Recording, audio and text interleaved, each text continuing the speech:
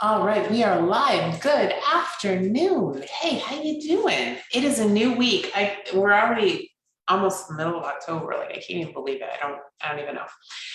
All right, so a couple things we got going on this week. So first of all, brand new podcast episode all about networking. We're going to talk about how to find clients and really kind of to get you brainstorming so that you can think about where you can get your clients from. However, I just want to mention real quick, I am speaking at a summit this month called Geekapalooza, okay, which is like, it was, oh my God, so much fun. So it's going to be 50 speakers, I think over 2 weeks, and lots of giveaways, lots of cool stuff. We're going to talk about all about online business, all different types of online business. There's going to be people talking about marketing, talking about how to operate your business, how to grow your business. I'm talking about how to do how to do like the fun money stuff, which I know all of you are super excited about. And so it's going to be awesome. It's going to be amazing. So if you haven't signed up, my link is in the description of this post. Click on my link. And you can sign up, and it's completely free. I'm like so excited. Okay, you can watch for the 2 weeks completely free. It's awesome. I know that there's like a if you want to keep the recordings forever, so that way you can go back to them later, you can do that. Just like some super cool stuff. And my friend Julia is doing this, and she's completely a rock star. And so this is just going to be an amazing event. So you're going to want to make sure that you sign up for Geekapalooza. Again, the link is in the description of this video. All right, so let's talk about how to get clients, because I think a lot of people, like, this is the thing that really freaks them out. They think that they're going to be like, going through like Google listings and cold calling people, or they're going to be like knocking on doors, door to door. Listen, I have been in business for a really long time. I have never done that. I have never just randomly called businesses. I've never gone knocking on doors. I've never done those things. Okay. Because there's so much better ways, okay, to build up your business without having to do that. So here's the thing. When you're networking, okay, when you're trying to build your business, I think a lot of people like go to two places. So like, I'm going to run ads, okay, or I'm going to go knock on doors, right, or pick up phones and cold call people.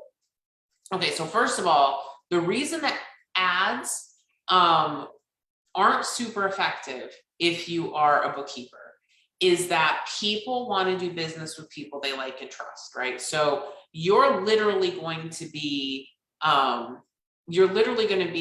running ads, right? If you decide to do that, which again, this is why I don't think this works. But when you're doing this kind of work, you're looking at their money stuff, right? You have access to their money stuff. And so people want to do business with people they like and trust, right? Would you want to turn over your money stuff to somebody you don't know, right? Or know well enough to have faith that you trust them, right? Hey, Teresa, hello. And if you're watching on the call, I'd love for you to say hello. Always like interacting with you guys when you're here.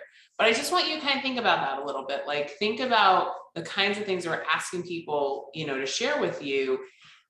Do you really want to just randomly pick somebody off an ad? And so, okay, so then the next question I always ask in bookkeeper training school, hey, Deborah, good afternoon. Hey, Sheila, good afternoon. So the next question I always ask is, okay, so if you were going to find a financial planner, a wealth advisor, a tax person, somebody in this category, right, where you're disclosing a lot of your financial information to them, how would you do that? Okay. How would you go about trying to find that person? And what we found, whenever I ask that question in bookkeeper training school, and I know a bunch of our students are watching right now, they always say, I would look for referral, right? Okay, so that's great. So if you're looking for referral, you're going to talk to people that you know, right? and ask for referrals. So that might be other small businesses, that might be a trusted source like your local chamber of commerce, that could be, oh, hey, I know somebody that's in this civic group that I'm in, or this business referral group that I'm in, or hey, I'm in this mom's meetup and I know that there's a woman who's a bookkeeper. I think a lot of times we think that, or what I've gotten a lot is, oh, I know this person in a church, right? Like I go to church with somebody who's a bookkeeper. And that's when I think those kind of ads work. Like if you have a church bulletin or something like that, like those tend to convert pretty well. And you're helping out your church, which is a cool thing, right? So you can deduct that on your taxes, which is pretty awesome because you're advertising. Ding, ding, ding. I love stuff like that. I love win-wins like that. It makes me happy.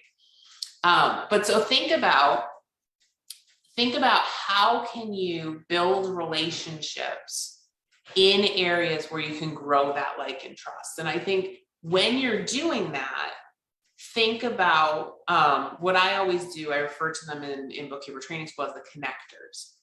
I'm always looking for people who can help connect me to other people, who can, who are those trusted advisors for other people, who will say my name when somebody asks for a referral. And so there's lots of different groups where you can find those types of people. Right. In this week's podcast, I go over so many different kinds of things. I really go outside the box, and I try to make you think about how you can find those folks to connect to, whether you do it in person or online. It's totally up to you. But I do not want you focusing on like single people, especially if you're going out into the world. Okay. What I want you to do is I want you to maximize the number of people that you can touch when they are cold traffic. Okay, let me explain what I mean by that. So in the online space, and even if you're working, if you're working in a sales position, there are 3 different types of leads. There are cold leads, and cold leads have no idea who you are. Okay. They have no idea who you are. Warm leads are leads in which you have some sort of connection with them. You might have like met them before at an event. And then a hot lead is somebody that's like, yes, I want to work with you and you just need to close the deal. Okay. 95% of the leads that come to me right now are hot leads. They're coming from somebody that's like, oh my God, you have to work with Kristen. She's amazing. They've watched enough of my stuff online that like they don't even care what I charge. They just want to work with me. Like money's not really discussed. 95% of my leads are those leads. Okay. And it takes some time to build that up, right? And to put yourself out there. But the more networking you do, the more groups you get involved with. And I love when you get involved with groups that you're passionate about, right? So you could get involved with something like Junior Achievement, right? Which is something I don't talk about in the podcast episode. Junior Achievement is a fantastic organization where you go in and you teach kids about networking, but a lot of the people that are involved in Junior Achievement are small business owners. Okay.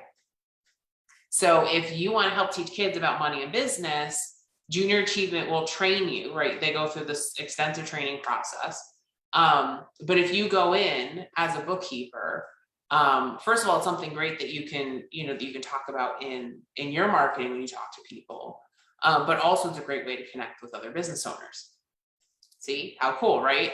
The thing is, think outside the box. So ask yourself, how do I want to help people, right? Because I think a lot of times when you get involved in your own business, you're like, oh my God, I'm going to have time to do all of these either civic things or volunteer things that I've always wanted to do. Well, the cool thing is a lot of other business owners are in exactly the same position you are, that they're like, wait, now I have time to volunteer. Now I have time to get involved. And so we get in this trap. Oh, and Scarlett, thank you so much. Scarlett said great information. We get caught in this trap that we think that like we have to be like business all the time if we're networking. And what I found is that the best networking that I ever did was when we weren't actually doing business. So I would be with a whole bunch of small business owners, and we were working, for the food bank, or we were raising money for kids for Christmas, or we were collecting toys, or we were working a golf tournament that was a fundraiser. Like that was like the best networking, and we weren't doing business, right? But everybody knew, like, okay, she's a bookkeeper, she knows QuickBooks. And whenever, like, it literally was at the point, like, anybody needed help with QuickBooks, they were calling me. I was like the go-to person. Yeah, ribbon cuttings for new businesses are great. Chamber of Commerce stuff is great. I'm sorry, my phone is going crazy. Hold on. The family's going nuts on my phone. Let me turn off the volume here. There we go. Okay. All right. All the nieces and nephews are going crazy on Messenger today. So I want you to kind of think outside the box a little bit and think about what are things that you have always wished that you could do but didn't have the time. So maybe it's art classes. Lots of small business owners take art classes. Maybe it's a cooking class. Maybe it is, you've always wanted to learn, maybe you've always wanted to learn graphic design. Maybe which would be cool as a bookkeeper to go in and do that. Maybe you've always wanted, I don't know, learn flower arranging. Maybe you've always wanted to learn how to ski. I mean, like, just kind of think about, like, what can you do in group settings where there might be other business owners, right? Or there might be people that you can get to know. Because we often, I think, we often forget that there is a lot of opportunity in just everyday conversations. I seriously cannot tell you. So I'll give you an example. So I was at my my son is taking a class at the zoo. Okay. And the woman who runs the class was like, "What do you do?" And I'm like, "Oh, so I teach moms how to be bookkeepers." And she was like, "You do what?" I'm like, "I teach moms how to be bookkeepers while their kids are napping." She's like, do you have to have little kids? Like, I'm like, "No, you don't have to have little kids. We have all sorts of ladies in the group." She's like, "That's really interesting. What's your website?" And I gave her my website. And then I was having a conversation with somebody else last week, and like, "What do you do?" "Oh, I teach moms how to be bookkeepers." She's like, "Really?" "Oh, I was at the dentist. And the hygienist asked me what I did. And so I told the hygienist what I did. And she's like, "Really? Because my daughter might be interested in that." And so you never know, right? When you're talking to people. I was talking to a stylist the other day. "What do you do?" "I'm a bookkeeper and I train moms how to become bookkeepers." She's like, "Oh, really? What do you use?" "Oh, I use QuickBooks." "Really?" I'm like, "Yeah, I have this whole army of bookkeepers." She's like, "Oh, I need to get in touch with you." So like, I am constantly in conversations, and I think one of the things that is super helpful, okay, and I kind of do this all the time as I'm like driving around town. So one thing you have to remember is that the vast majority of small businesses are home-based businesses, which means you are never going to see them when you're out and about.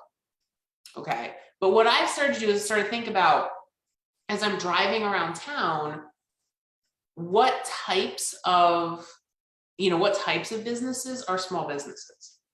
So if I see somebody that's like, a web designer, I'm like, "Oh, web designers, they're small business owners," right? If I see, if I'm online and somebody says, "I'm a virtual assistant," I'm like, "Oh, virtual assistants are small business owners. Attorneys are small business owners. Real estate agents are usually small business owners, depending on the state that you're in. Some of that's starting to change a little bit, but most of them are freelance small business owners." There's just lots of people out there who own their own businesses that we kind of forget about, right? Your massage therapists, a lot of your nail salons, your plumbers, your electricians, like all of those folks, all the repair folks, and like all of the people that work in the gig economy. So all your Instacart drivers, all of your DoorDash and your Uber drivers, like they're all freelance small business owners too. And so there's so much out there. And I think, so here's the thing, so according to SBA, there are 30 million small businesses in this country. And I believe that number is a little bit low because there's also 59 million freelancers. And so some of those freelancers are considered small business, and some of those freelancers, are considered, freelancers, and they're kind of in a different category, but they're still all business owners. And, if this is something that, I know a lot of people are like, oh my God, but there's so many people training bookkeepers out there. So the average age of a small business accountant is 65. And the AICPA anticipates that 25% of accounting professionals are going to retire in the next 5 years. And what I'm finding is that all of the people that are, graduating out of school are getting scooped up by the big accounting firms. And so there's really this huge demand, this huge need for people who are going to help small businesses. And that's why I think that it's so, so important for us to make sure that we've got bookkeepers to help these folks. And so, so I hope that you will check out this week's podcast episode. You can go to smallbizmama.com/latest. Okay. If any of you that are in bookkeeper training school, if you've got any other questions about this, we can discuss this on our call on Friday during the Next Step Challenge. We're currently doing a challenge inside bookkeeper training school to help people get to their next step. We've gotten a whole bunch of people certified. We've gotten a whole bunch of people who are taking the QuickBooks certification exam. We've got people getting clients. We've got people getting their first clients, their next clients. It's just so cool to see like all of the winning that is happening inside the group right now. So it's super, super exciting. And so every Friday during the month of October, we're going to have a session for each one of those groups to help them get to their next level. So I'm super, super excited about that. So check out the podcast episode, check out the Geekapalooza link. Both of those are in the description for this video. Let me know if you have any questions at all. I'll be live again on Thursday. Not sure what time, but sometime on Thursday, I'll go live as well.